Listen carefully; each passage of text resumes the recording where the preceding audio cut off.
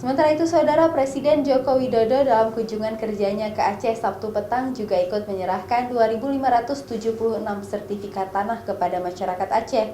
Dari 4 kabupaten, penyerahan berlangsung di Stadion Codgapu Biren. 2.576 masyarakat Provinsi Aceh yang berasal dari Kabupaten Biren, Bener Meriah, Lok Semawe, dan Aceh Utara menerima langsung sertifikat tanah dari Presiden Joko Widodo. Penyerahan secara simbolis diberikan Presiden kepada 10 masyarakat dari berbagai profesi. Kepada 2.576 masyarakat Aceh yang menerima sertifikat tanah, Presiden dalam pidatonya meminta agar dapat mereka gunakan dengan baik sertifikat tersebut.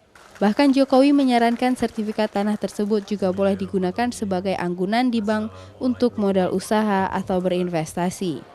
Pun demikian, Jokowi juga tetap mengingatkan penerima sertifikat tanah ini agar tidak menjadikan sertifikat tanah sebagai jaminan ke bank di luar keperluan modal usaha, karena jika salah memanfaatkan sertifikat tersebut justru membuat mereka akan menjadi rugi dan tanah mereka akan disita. Seperti diketahui, di Provinsi Aceh luas lahan masyarakat yang belum bersertifikat sebanyak 3,2 juta bidang.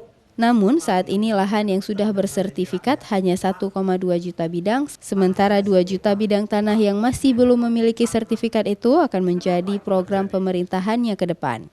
Dalam kesempatan penyerahan 2.576 sertifikat tanah kepada warga dari 4 kabupaten di Aceh ini, Presiden juga memberikan hadiah sepeda kepada penerima sertifikat tanah.